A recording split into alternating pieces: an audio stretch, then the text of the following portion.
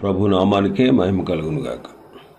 కూడి వచ్చిన మీ అందరికీ, కర్మల ఆత్మీయ సహవాస సంఘ విశ్వాసులందరికీ మన ప్రభువును ఆయన ప్రియకుమారుడునైన యేసుక్రీస్తు వారి శ్రేష్టమైన నామలో శుభములు మరియు అందరికీ వందనాలు. పరమగీతము 4వ అధ్యాయాన్ని మనం ధ్యానం చేసుకుందాం. పరమగీతము 4వ అధ్యాయం. ఇప్పటి వరకు 3 అధ్యాయాలు మనం ధ్యానం చేసుకున్నాం. మొదటి అధ్యాయం 2వ వచనం నుంచి అబ్రహాము పిలుపు నుండి యోసేపు వరకు కలిగిన ఇశ్రాయేలు చరిత్ర మొదటి అధ్యాయం 2వ వచనం నుంచి 6వ వచనం వరకు కనిపిస్తుంది. మొదటి అధ్యాయం 7-8 వచనాల్లో ఐగుప్తులో యోసేపు పరిపాలన, యాకోబు కుమారుల యొక్క చరిత్ర కనబడుతుంది. ఈ పరమగీతం మొదటి అధ్యాయం 2వ వచనం నుంచి 8వ వచనం వరకు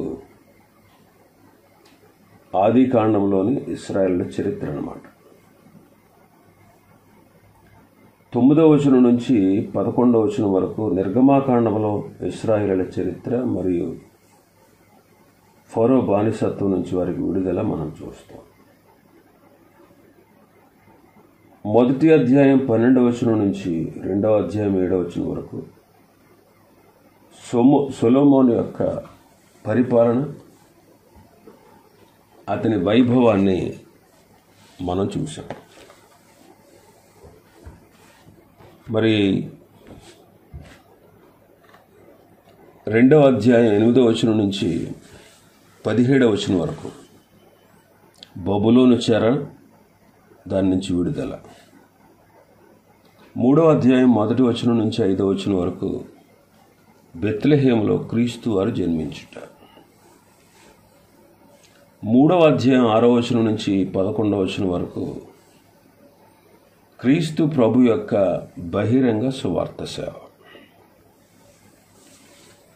ఇప్పుడు 4వ అధ్యాయం 1 నుంచి 5 వచనాల వరకు క్రీస్తు ప్రభు వారి యొక్క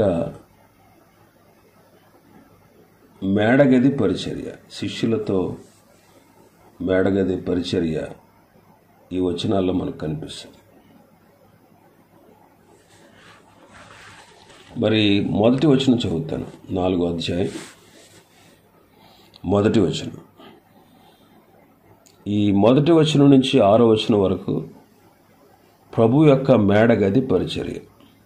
ప్రభు యెరూషలేములో జయప్రవేశం చేశారు. ఆ తర్వాత సిలువ వేయబడక ముందు రాత్రి మేడగదిలో తన శిష్యులతో సంభాషణ చేస్తున్నాడు. ఆయన సిలువ వేయబడబోచున్నాడు. పరమునకు తండ్రి యొద్దకు ఆరోహణుడు కాబోతున్నాడు. ఆయన కంటికి కనబడిన దినాల్లో ఏ విధంగా శిష్యులు జీవించారో ఈ వచనాల్లో వారితో మాట్లాడుతున్నాడు. ఆయన సంభాషణలో శిష్యులకు ఉండవలసినటువంటి సౌందర్యాన్ని గురించి, ఆత్మీయ సౌందర్యాన్ని గురించి ప్రభు సెలవిస్తున్నాడు.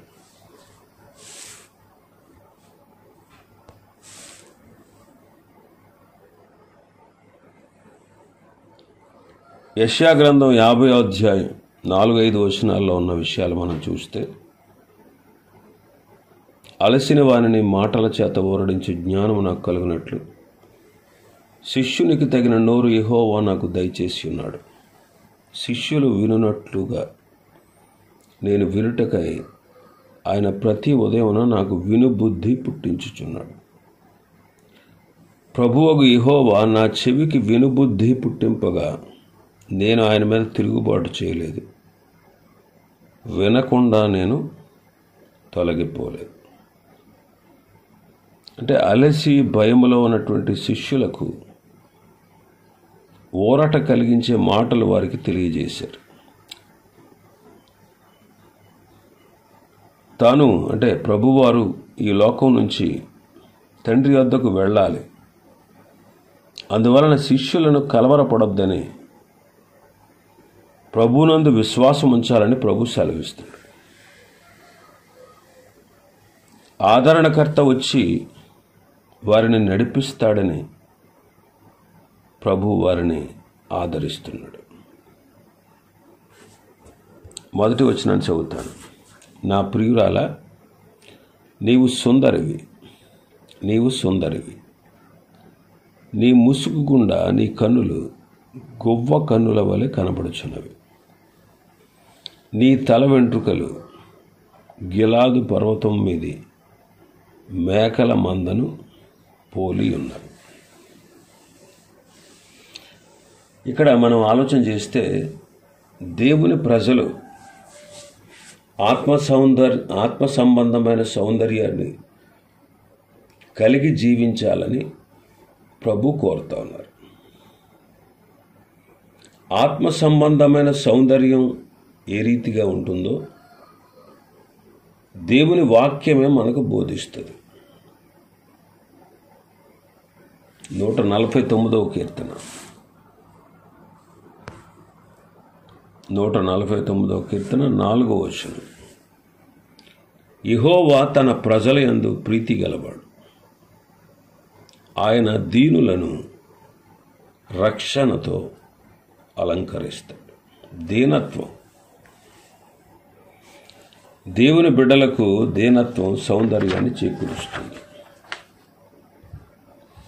మనం నిత్యము దీనులమై దైవ సన్నిధిలో జీవించాలి. మనం నిత్యం దీనులమై దైవ సన్నిధిలో మనం జీవించాలి. మార్కు సువార్తలో మనం చూస్తాం, సేన అను దెయ్యం పట్టినవాడు బాగుపడిన తర్వాత వాడు వస్త్రములు ధరించి యేసు పాదముల దగ్గర దీనుడై కూర్చున్నాడు. అతని దీనత్వం ప్రజలపై ప్రభావాన్ని చూపింది. అతడు స్వస్థచిత్తుడై కూర్చుండుట, వస్త్రములు ధరించుట, కేకలు వేయకుండుట, సమాధులలో తిరుగులాడకుండుట, రౌద్రుడై తనను తాను గాయపరుచుకునుట, ఈ లక్షణాలు ఏవి అతనిలో కనబడట్లే. ఇప్పుడు వస్త్రాలు ధరించుకున్నాడు. ఒకప్పుడు వస్త్రాలు ఉంచుకునేవాడు కాదు. ఇప్పుడు యేసుక్రీస్తు వారి పాదముల వద్ద దీనుడై కూర్చున్నాడు. ఆ దీనత్వమే ప్రజలను ప్రభావితం చేసింది. కాబట్టి దీనులుగా దేవుని సన్నిధిలో జీవించడం ముఖ్యం. సుంకరి దీనుడై దేవుని సన్నిధిలో ప్రార్థించాడు. ఆకాశం వైపు చూడడానికి కూడా, కన్నులెత్తడానికి కూడా నాకు ధైర్యం సరిపోవట్లేదు,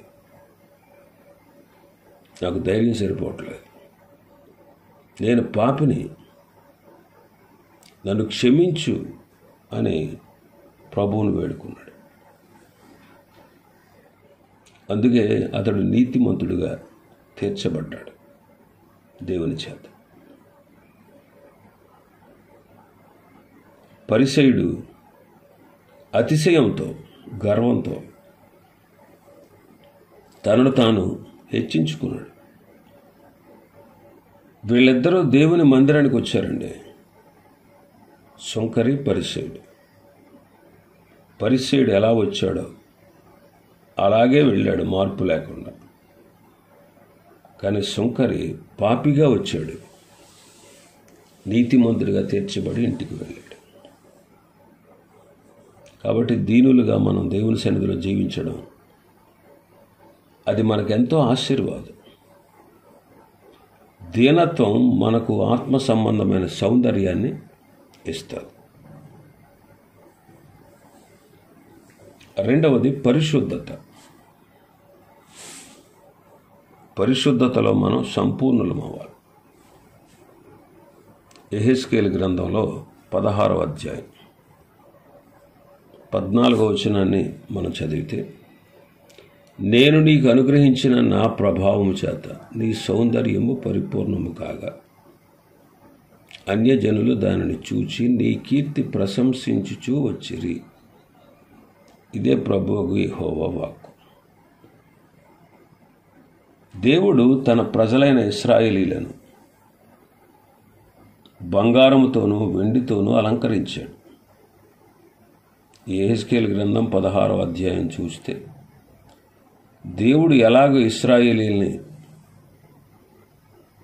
ఏర్పరుచుకొని వారిని అలంకరించి వారిని ఉన్నత స్థితికి నడిపించారో అక్కడ రాయబడి, ఒక చిన్న పిల్లగా పుట్టినటువంటి స్త్రీగా పుట్టినటువంటి ఒక చిన్న పిల్ల చిన్నతనం నుంచి ఎదిగి పెద్దదై ఆభరణ భూషితురాలై పెండ్లి కుమార్తెగా సిద్ధపడుతుందో, అలా ఎదుగుతుందో, అలాగ దేవుడు ఇశ్రాయేలు జనాంగాన్ని ఆయన వృద్ధులనికి తెచ్చాడు. అందుకే వారికి బంగారముతో వెండితో అలంకరించాడు. సన్నపు నార వస్త్రాలు వారికి ధరింపజేశాడు. గోధుమలు, తేనె, నూనె ఆహారంగా ఇచ్చాడు. ఇవన్నీ కూడా ఆత్మ సంబంధమైన సౌందర్యానికి సంబంధించినవి. బంగారము దైవత్వమునకు సాదృశ్యం, వెండి విమోచనకు సాదృశ్యం. ప్రభు మనను తన రక్తముతో విమోచించి దైవ స్వభావంలో మనలను పాలివారమగినట్లుగా తన కృపను అనుగ్రహించాడు.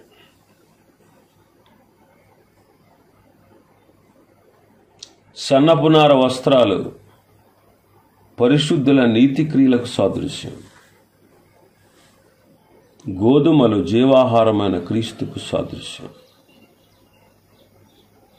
తేనె వాక్యానికి సాదృశ్యం.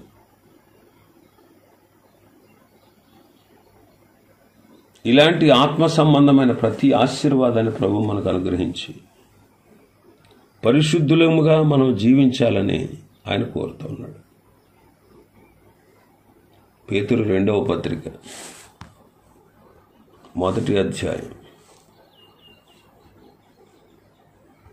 పేతురు 2వ పత్రిక 1వ అధ్యాయం 5వ వచనం, మీ విశ్వాసమందు సద్గుణమును అమర్చుకోండి అంటాడు. సద్గుణం అంటే మంచి గుణం. మన ప్రభువైన యేసుక్రీస్తు వారు సద్గుణ సంపన్నుడు. ఆయన యందు ఏ లోపము లేదు. ఆయన పరిపూర్ణుడు. ఆయన యందు విశ్వాసం ఉంచిన వారి గుణములో మార్పు రావాలి. ఆయన యందు విశ్వాసం ఉంచిన వారి యొక్క గుణములో మార్పు రావాలి. ప్రతి ఒక్కరూ సద్గుణముతో ఉండాలి. సద్గుణమే ఆత్మీయమైన సౌందర్యం. ప్రభువును విశ్వసించిన తర్వాత గుణం మారుతుంది. గుణం మారనివాడు సద్గుణం లేనివాడు. వాడు విశ్వాసే కాదు. ప్రభు మన ఆత్మీయ సౌందర్యాన్ని కోరి శ్రేష్టమైన తన గుణాలని మనకిస్తా ఉన్నారు. మంచి గుణములు కలిగిన ప్రభు మనకు సద్గుణాన్ని ఇచ్చారు. మనం కూడా ఆ మంచి గుణముతో ఆ ప్రభువును మహింపరిచేవారుగా, ఆత్మీయ సౌందర్యము కలిగిన వారుగా మనం జీవించాలి. యోహాను మొదటి పత్రిక 3వ అధ్యాయం 2వ వచనం. యోహాను మొదటి పత్రిక 3:2. ప్రియులారా, ఇప్పుడు మనము దేవుని పిల్లలమై ఉన్నాము. మనమిక ఏమవుదుమో అది ఇంకా ప్రత్యక్షపరచబడలేదు కానీ ఆయన ప్రత్యక్షమైనప్పుడు ఆయన ఉన్నట్టుగానే ఆయనను చూతుము గనుక ఆయనను పోలియుందుమని ఎరుగుదు. ఇక్కడ విశ్వాసులైనటువంటి మనం నిరీక్షణ కలిగి జీవించాలి. నిరీక్షణ కలిగి జీవించాలి. ప్రభువు ఆగమనం కోసం మనం ఆశతో ఎదురు చూడాలి. ప్రభు కొరకు ఓపికతో నిరీక్షించాలి.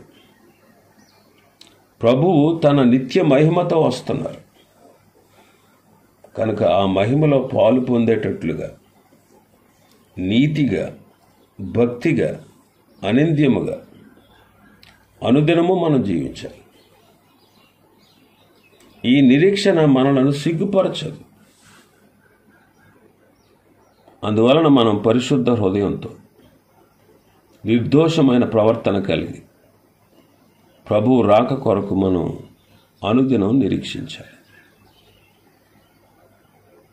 నిరీక్షణ మనలో ఉన్నటువంటి లోపాలని సరిచేసి ఆత్మీయ సౌందర్యాన్ని మనకు కలిగిస్తుంది.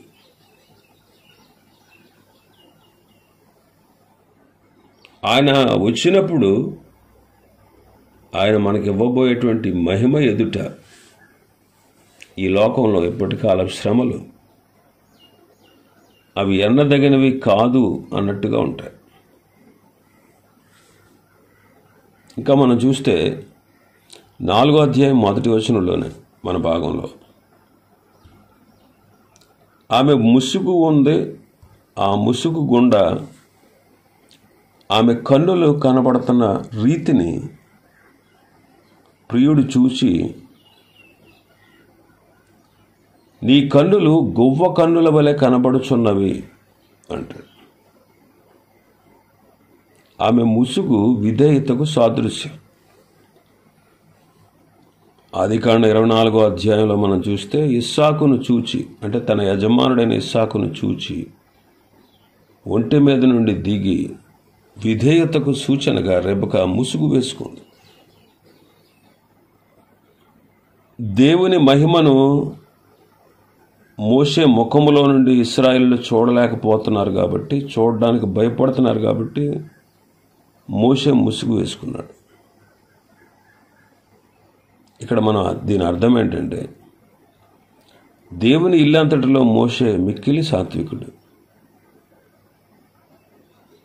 అలాగే ప్రభు బిడ్డల్లో కూడా వినయము, విధేయత, సాత్వికం కనిపించాలి. ఆయన శిష్యులమైనటువంటి మనలో ఇటువంటి మంచి లక్షణాలు ఉండాలని ప్రభు యొక్క హృదయాభిలాష. కాబట్టి ఆ వచనంలో నీ కన్నులు గువ్వ కన్నులు అంటాడు. సొలొమోను షూలమితి అందాన్ని పొగిడినట్లుగా ఈ వచనం మనకు తెలుపుతుంది. నిజానికి క్రీస్తు ప్రభువు బిడ్డల యొక్క ప్రవర్తన నియమావళి గురించి ఈ వచనాల్లో ప్రభువు శాసిస్తున్నాడు. గువ్వ, పావురం ఇవి పర్యాయ పదాలుగా వాడబడ్డాయి. గువ్వ అన్న పావురం అన్న ఒకటే.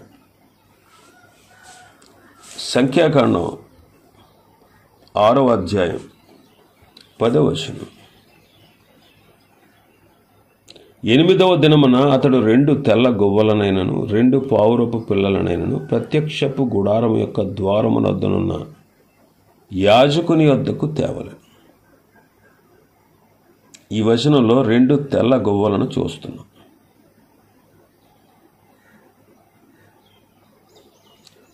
ఇక్కడ శవాన్ని ముట్టడం వల్ల అపవిత్రుడైన వాడు 2 పావురాలను బలిగా ఇవ్వాలి.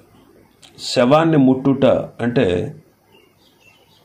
చచ్చిన దానివైపు మరలడం, అంటే పాత జీవితాన్ని మనం విడిచిపెట్టేసాం, అది చచ్చిన దానితో సమానం. మరలా దాన్ని ముట్టకూడదు. ఈ లోక స్నేహము దేవునితో వైరమని దేవుని వాక్యం మనకు సెలవిస్తుంది.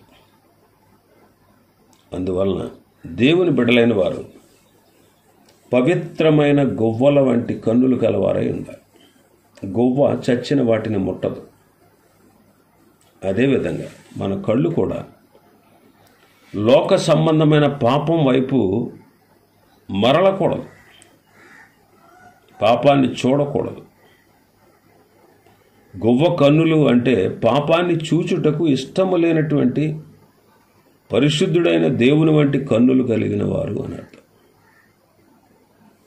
ఇర్మియా గ్రంథం 48వ అధ్యాయం 28వ వచనం. మోయాబు నివాసులారా, పట్టణములు విడివడి కొండపేటు సందులలో గూడు కట్టుకును గువ్వల వలె కొండలో కాపురం ఉన్నది. ఇక్కడ గువ్వ కొండపేట సందుల్లో గూడు కడుతుంది. వేటగాండ్రు కానీ, క్రూర పక్షులు కానీ, జంతువులు కానీ వీటికి ప్రాణహాని చేయకుండా ఇవి గూటిని ఉన్నతమైన పేటు సందుల్లో కడతాయి. దేవుని బిడ్డలమైనటువంటి మనం కూడా మనకు పేటు సంబంధమైన ప్రభువైన యేసుక్రీస్తు వారి గాయాల్లో మనం జీవించాలి. ఆ విధంగా జీవించకపోతే వేటగాడు, క్రూరుడైనటువంటి సాతానుడు మనల్ని వేటాడి మనల్ని ఆత్మీయ భ్రష్టులుగా చేస్తాడు. ప్రభు యొక్క గాయాలే మన శరణ్యం. గువ్వ నేత్రాలు ఎల్లప్పుడూ పేట బీటుల వైపు ఉంటాయి. ఆ పేట బీటుల్లో నివసిస్తాయి. అందుకే మోషే గారు అంటారు, ప్రభువా, తరతరముల నుండి మాకు నివాస స్థలము నీవే అని మోషే గారు చెబుతారు. గువ్వ నేత్రాలు ఎప్పుడూ కూడా పేట బీటులపైన దృష్టి ఉంచినట్టు మనము కూడా ఎల్లప్పుడూ సిలువ వేయబడిన యేసుక్రీస్తు వైపే మన దృష్టి ఉంచాలి. లేవీకాండం 1వ అధ్యాయం 14వ వచనం. అతడు యెహోవాకు దహన బలిగా అర్పించినది పక్షి జాతిలోనిదైన ఎడల తెల్ల గొవ్వలలో నుండి కానీ పావురూప పిల్లల నుండి కానీ తేవాలి. గువ్వ బలికి సరిపోద్ది. ఆనాడు పాత నిబంధన కాలంలో మానవుడు పాపాలు క్షమించబడుటకు గువ్వ బలి కావలసి వచ్చింది. అంటే గువ్వలు బలి కొరకు వినియోగించబడ్డాయి. అలాగే దేవుని బిడ్డలైనటువంటి మనం ప్రభు మహిమ కొరకు బలి అవ్వడానికి కూడా సిద్ధం కావాలి. ప్రభు నిమిత్తము సమస్తమును నష్టపరుచుకున్నాడు అపొస్తలుడైన పౌలు గారు. ఆయన అంటారు, సజీవ యాగంగా మీరు దేవునికి మిమ్మల్ని మీరు సమర్పించుకోండి అంటారు. ఇంకా ఆయన అంటారు, ఏవేవి లాభకరములై ఉన్నాయో వాటిని కూడా ప్రభు నిమిత్తం నష్టముగా ఎంచుకున్నాను అంటున్నాడు. కాబట్టి ప్రభు కొరకు మనం త్యాగం చేయాలి. ఆదికాండం 8వ అధ్యాయంలో మనం చూస్తే 8వ వచనం నుంచి నోవహు వాడలో ఉన్నటువంటి గువ్వ లేక పావురాన్ని భూమిపైకి పంపించాడు. ఆ పావురాన్ని విడిచిపెట్టాడు. ఆ వాడ వెలపల ఉన్న ఆ పరిస్థితిని నోవహుకు ఈ పావురం తెలియజేసింది. ఇంకా మనం చూస్తే అప్పటికే కళేబరాలతో నిండి ఉన్నటువంటి భూమి, ఆ కళేబరాల మీద వాలడానికి కూడా ఆ పావురం ఇష్టపడలేదు. అంటే బయట ప్రపంచంలో అడుగు మోపడానికి పావురానికి ఇష్టం లేదు. అపవిత్రత ఏ రూపంలో ఉన్నా దేవుని బిడ్డలైనటువంటి మనం దానికి దూరంగా పారిపోవాలి. లోకంలో ఉన్నటువంటి చెడుగును మనం ఎప్పుడు ప్రేమించకూడదు. పావురం యొక్క కళ్ళు లేకపోతే దాని దృష్టి ఎల్లప్పుడూ అపవిత్రత మీద ఉండదు, పవిత్రత మీద ఉంటుంది. అలాగే మనం కూడా మన దృష్టి అపవిత్రతపై ఉండకూడదు. 55వ కీర్తన 6-7 వచనాలు చదువుతాం. 6-7. ఆహా, గువ్వ వలె నాకు రెక్కలున్న ఎడల నేను ఎగిరిపోయి నెమ్మదిగా నుందునే త్వరపడి దూరముగా పారిపోయి పెనుగాలిని సుడిగాలిని తప్పించుకొని అరణ్యంలో నివసించి ఉందునే అనుకుంటుంది.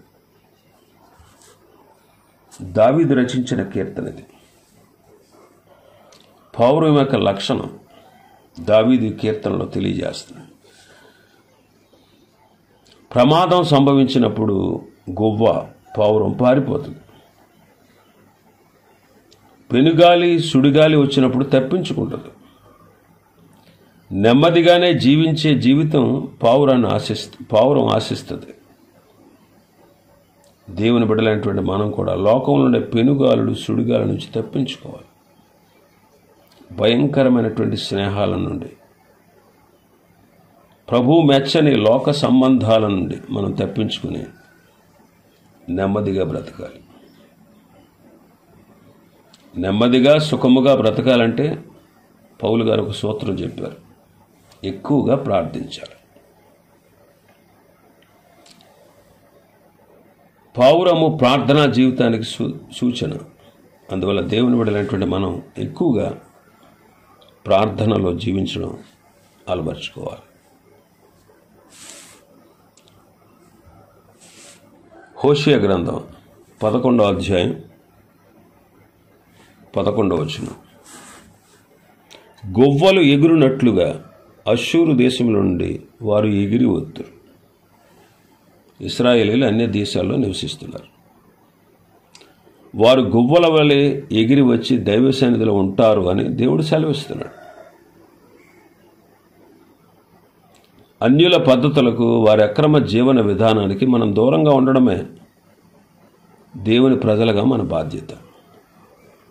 అందుకే అన్యజనులు జీవించినట్లుగా జీవించుటకు గతించిన కాలమే చాలు అంటాడు భక్తుడు. లోక పద్ధతులు, లోకాచారాలు, వీటన్నిటి నుండి దేవుని బిడ్డలు దూరం కావాలి. చమత్కారముగా మానవుడు కల్పించినటువంటి ప్రతి పద్ధతి నుండి ప్రభు బిడ్డలు దూరంగా ఉండాలి. లోక మర్యాదను వాళ్ళు అనుసరించకూడదు. ఇశ్రాయేలీలు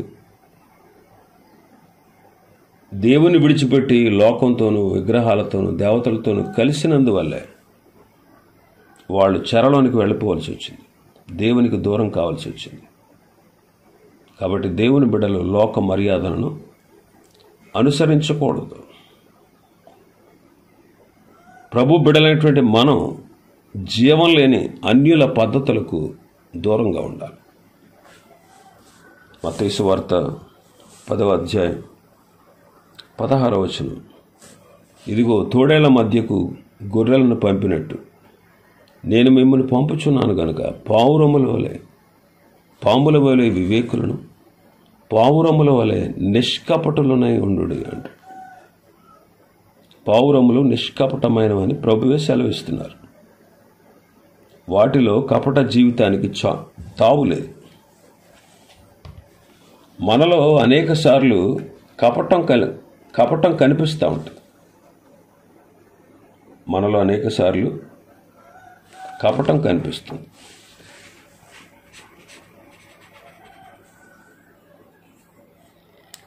మనలో మనం ఒకటి అనుకుంటాం, మన మనసులో ఒక మాట ఉంటుంది, పైకి వేరే చెప్తాం, క్రియల్లో మరొకటి చేస్తాం. ఇదే కపట జీవితం. మనసులో పరిశుద్ధత, మాటలో పరిశుద్ధత, క్రియలలో పరిశుద్ధత దేవుడు కోరుతున్నాడు. ఇది నిష్కపటమైన జీవితం. నతనీయేలును ప్రభు చూచి, ఇతడు నిజముగా ఇశ్రాయేలీయుడు, ఇతనిలో ఏ కపటమునూ లేదని నతనీయేలును గురించి ప్రభు సాక్ష్యం ఇచ్చారు. అంటే అతడు యూదుడు, దేవుని వాక్యం అంటే ఆసక్తి, ప్రార్థనాపరుడు, మెస్సయా కోసం, విమోచకుడు కోసం ఎదురు చూసినవాడు. కాబట్టి ప్రార్థనాపరుడు, వాక్యాన్ని చదివి ధ్యానించినవాడు, ప్రార్థనలో గడిపేవాడు, ఇలాంటి వారే నిజమైన విశ్వాసులు, కపటం లేనివారు. పై భక్తి మన హృదయంలో కపట జీవితాన్ని ప్రవేశపెడుతుంది. నిజమైన దైవభక్తి కలిగి కపట జీవితాన్ని మనం దానికి దూరంగా ఉండాలి. నిజమైనటువంటి దైవభక్తి మనం కలిగి ఉంటే కపటమైన జీవితం రూపు మాసిపోద్ది. నతనీయేలు అంజూరపు చెట్టు కింద ఉన్నప్పుడే ప్రభు చూశాను అంటాడు.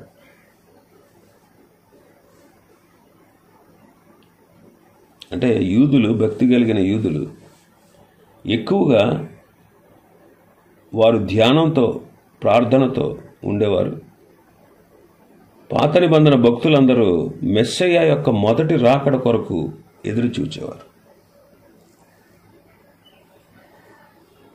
కాబట్టి నిజమైనటువంటి భక్తి కపటమైన మన ప్రవర్తనను రూపుమాపుతుంది.